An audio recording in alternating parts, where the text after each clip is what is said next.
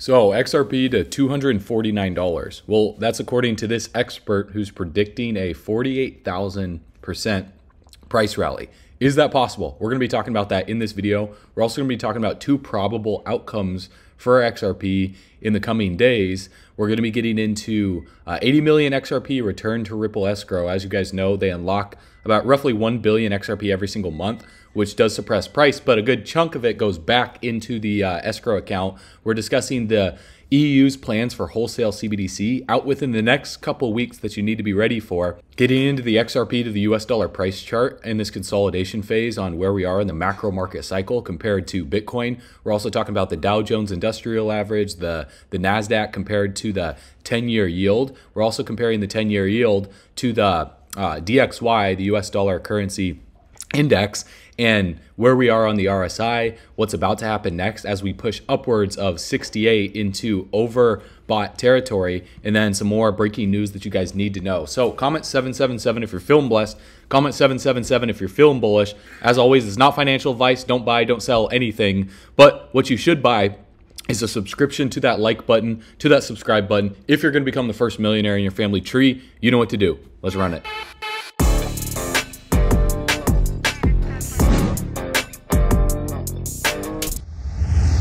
All right, bull runners, welcome back to the channel. So in order for XRP to even get close to $249, we have to break out this 50-cent range right here. So, you know, these lofty price predictions I see all the time, every single day. And I like to give you guys realistic price predictions, and then at the same time too, a realistic expectation of what's gonna happen next on a macro market perspective based on liquidity, what the Federal Reserve is doing, and all of that good stuff. So first things first, let's talk about XRP to the US dollar price chart, because when we look at XRP in comparison to the past, you know, on how long we were in the consolidation phase from 0.004 until XRP broke out and upwards of 44 cents, it was roughly 483 days. And so where we are from the low of XRP coming from June of 2022, it's been about 476 days. Even when we saw XRP break out from the lawsuit to almost $1, but now it's trading back within the 50-cent range. And the longer the base of consolidation, the higher the breakout. And so as you guys can see, you know, this consolidation period was a long period of time, and you know, XRP fluctuated between 0.004 to 0.009, so we didn't see too big of volatility. I mean, 128%, you know, in crypto, that's baby money, right? You know, it's not that big of volatility if it's anything under 1,000%, right? All you guys are hoping for your 10x gains or your 100x gains on a lot of these projects, but when you look at something like XRP, you know, fluctuating 230%. And so we're building the base right now. That's what's happening. And when liquidity starts really flowing into this market, which I'm going to be talking about in a little bit, then the potential to the upside, again, no guarantees here. But when we talk about looking at a full extension from drawing the fibs from April to the low, $7.44 would be a 4.236. Now we compare this to Bitcoin. Obviously, we need to see liquidity coming into Bitcoin.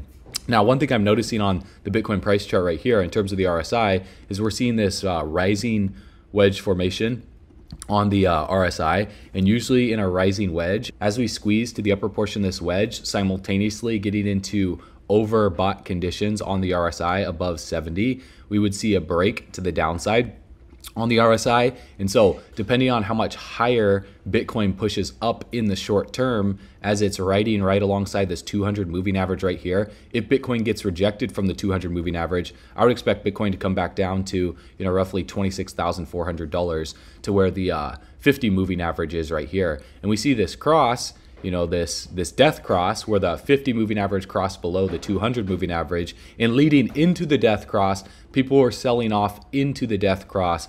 Whereas when we saw this golden cross right here, people were buying into the golden cross. And then when the golden cross actually happened, we saw a sell-off for Bitcoin to the downside. And so the opposite is taking place right now for this death cross. And so will we see Bitcoin break above the 200 moving average, hold it as support, and retest the high of 2023? Well, let's talk about what would cause that. And then simultaneously, let's look at the stock market, because Bitcoin in the crypto market seems to be decoupling in the short term from the stock market. They're not really that correlated. Now, the Dow Jones Industrial Average is seeing the opposite. It's seeing a sell-off right now. So it's in the short term, it's decoupling from Bitcoin and the rest of the crypto markets. If we look right here, when we saw a break of this rising wedge on the 11th of September, we could see a drop of, over 5-6% right here. So if we were to look at Bitcoin from the 11th of September right here, well, Bitcoin was at $24,867, and Bitcoin has rallied upwards of 14%. And so while the Dow is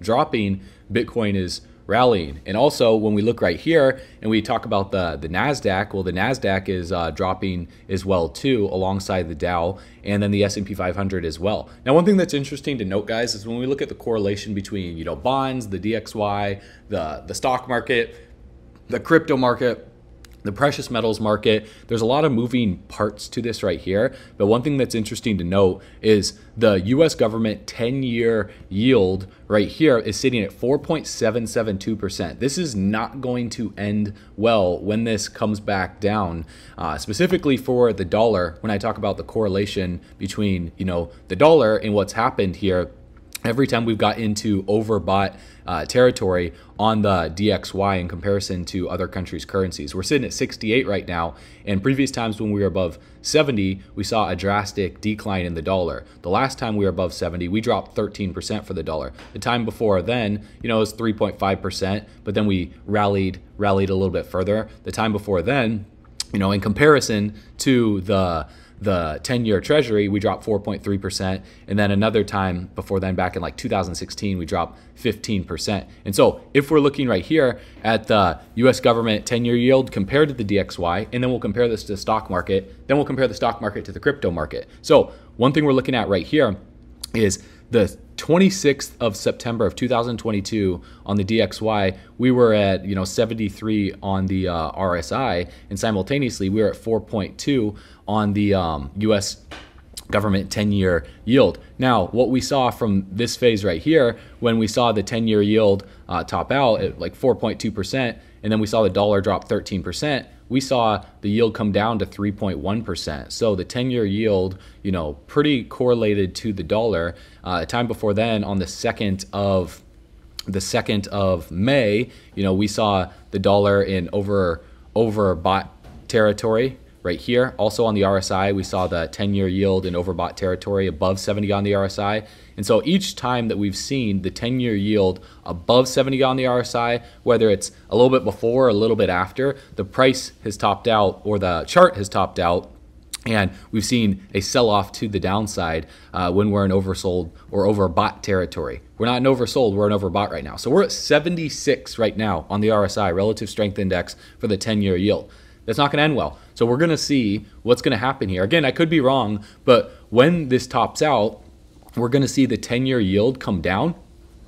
We're also going to see the DXY top out, because the dollar has been rallying since July, since the 10th of July. We're now on October 3rd. So how long have we been rallying for the dollar? Well, we've been rallying for almost 3 months now, so 80 plus days. So on that 3-month mark, could we see the dollar top out relatively soon and come back down? I think that most likely is going to happen. And when that happens, well, let's go ahead and look at the stock market right here, the NASDAQ, in comparison to the 10-year yield. So when we saw, the 10-year yield right here at about 1.3%, well, that's when the stock market on the NASDAQ topped out, and then the stock market started to see a decline, whereas the 10-year yield rallied from 1.3% upwards of 4.3%, while the Federal Reserve started jacking up the interest rates. So while they started jacking up the interest rates, the bond yields started rising, whereas the stock market started crashing. Now, we go back here to 2018 to 2020, right before COVID happened. Well, we saw the NASDAQ all the way down here at 5,800. The NASDAQ rallied up 65%, whereas the 10-year yield was coming down from about 2.7% to 1.5%. Now, what happened here that's very interesting to note during COVID, when we saw the March crash in the yields, we went from that period, after dropping 48%, we went from like 1.5% on the 10-year yield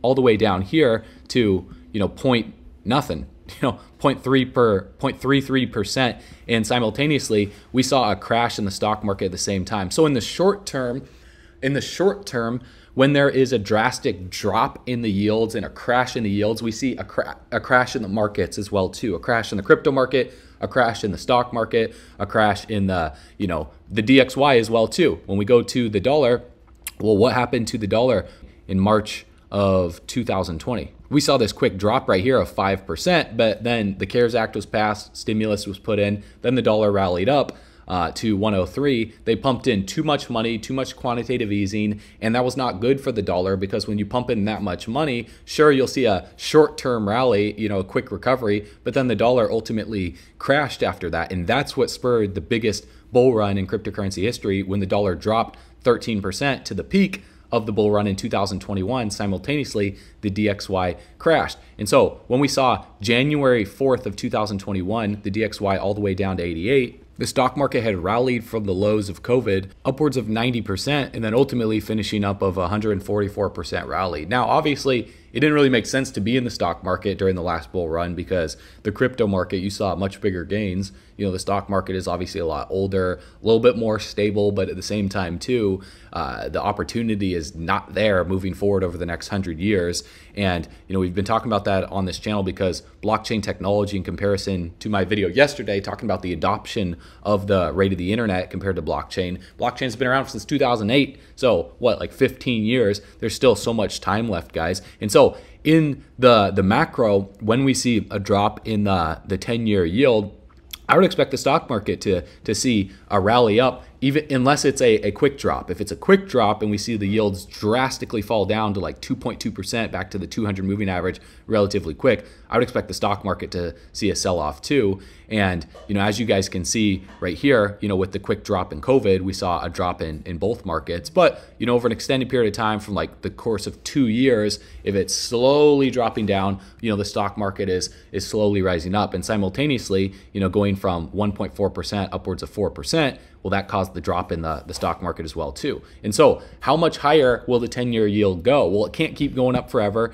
And the fact that we are in overbought conditions, right? We're not in oversold. We're at 68 on the RSI. The DXY will top out here soon. The 10-year yields will top out here soon, and we're going to see a reversal. And now, leading all the way back to 2016, every single time we got upwards of 70, we saw a drastic sell-off to the downside and a drastic decrease. And so we're going to see the same thing. It's going to happen. The dollar's going to lose value. So it doesn't make any sense to, be holding dollars right now while the dollar is getting close to 70 or above 70 on the RSI. It just makes absolutely no sense. It makes sense to be in precious metals. It makes sense to be in real estate. It makes sense to be in crypto. Now, if we were to compare the times that we were in overbought conditions for the DXY or for the 10-year yield, on the 26th of September, we saw a sell-off in XRP. The time before then, the 2nd of May, we saw another sell-off for XRP. The time before then, we saw a rally for XRP. So they can't really correlate the two too much together in the short term for it, because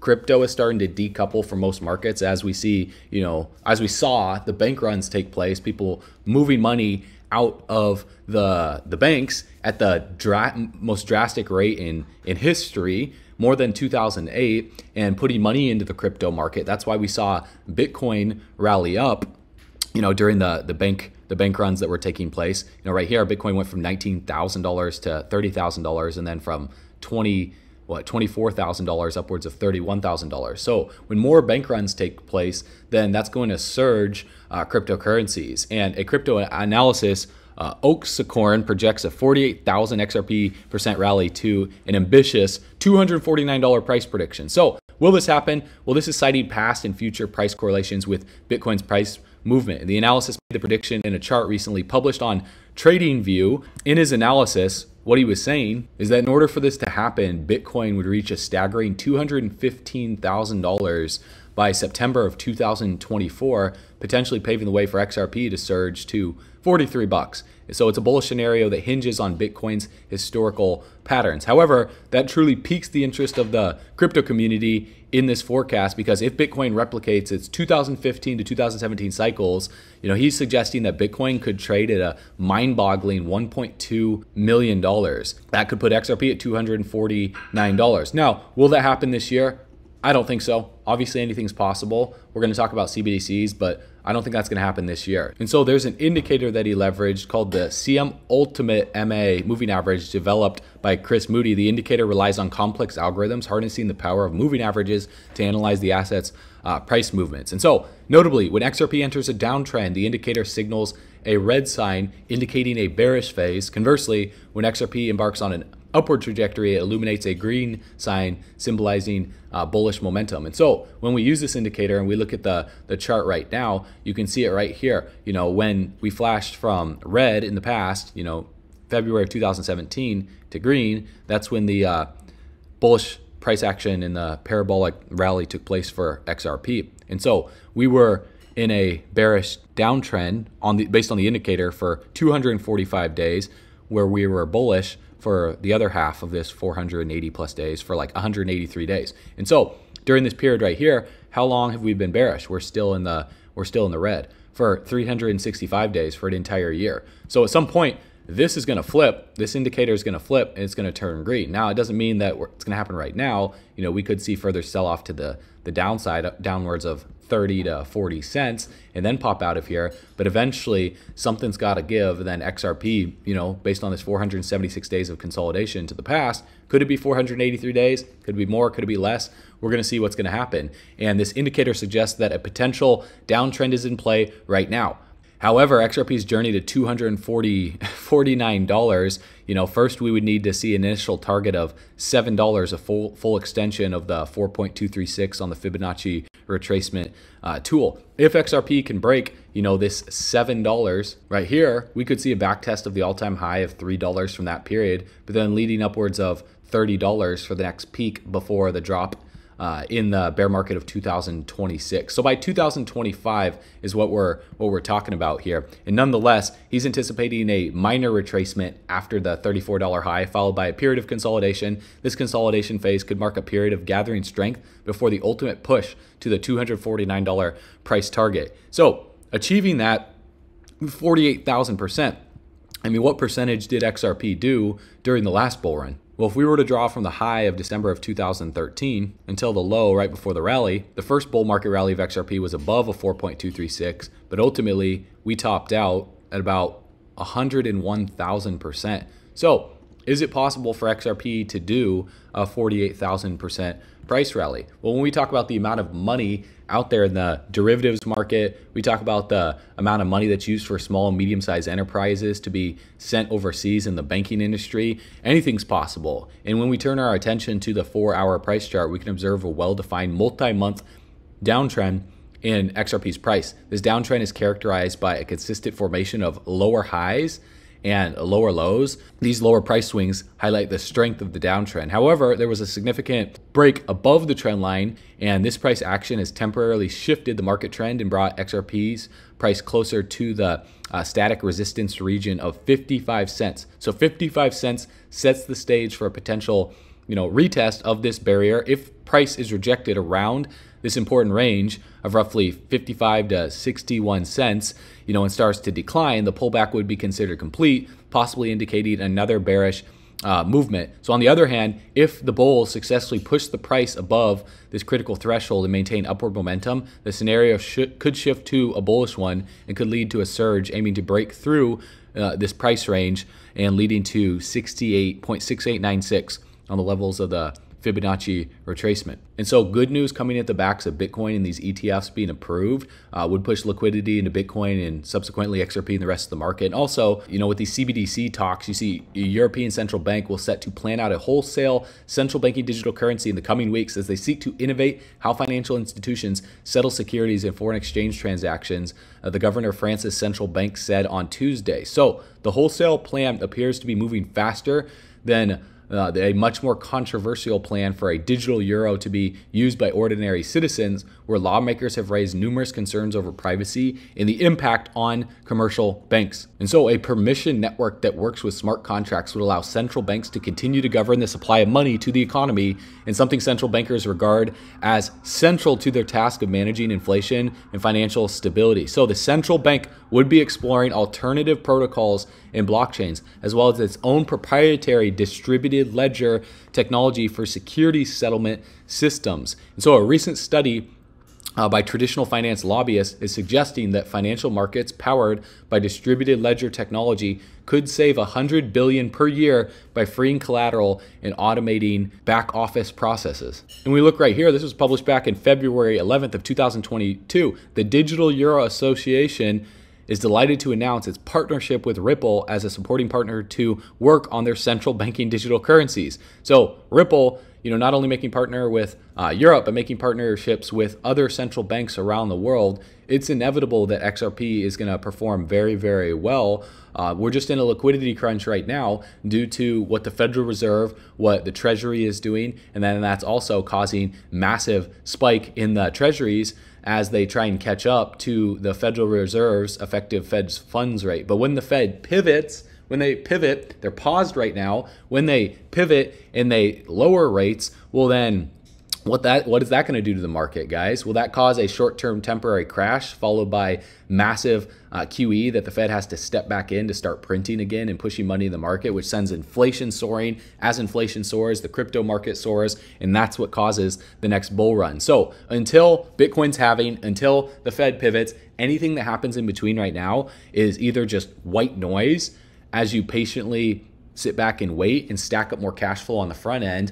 or it's just more bullish news that comes out for the crypto market, specifically for Ripple and for XRP, as these partnerships start to step into the light and get shown more on the media as we cover the news every single day on our channel. So if you want to stay up to date on the latest and greatest news, to be informed on what's going on in these markets, make sure you go to bullrunners.com to be notified first when we launch our financial publication platform. All you have to do is put in your best email address and you'll be subscribed to our daily newsletter, where we give you the best information to help you prepare for the worst that's yet to come in this economy. And you're going to be learning our best ways to make money online without any crypto trading experience. So with that being said, you know what we're doing? We're backing up our truck all the way to the bank. Beep, beep, beep, boom. Backing it into the bank, grabbing the bags, packing them and stacking them, leaving no bags left behind, because we believe that the spending power of the dollar is going down in value. That's a fact based on inflation, and blockchain technology, distributed ledger technology is going up in interest. That's the truth. And together, we're all going camping on the beaches of the moon. I will see you on the next video. I will see you on bullrunners.com. Check that out right now. And as always, stay bullish.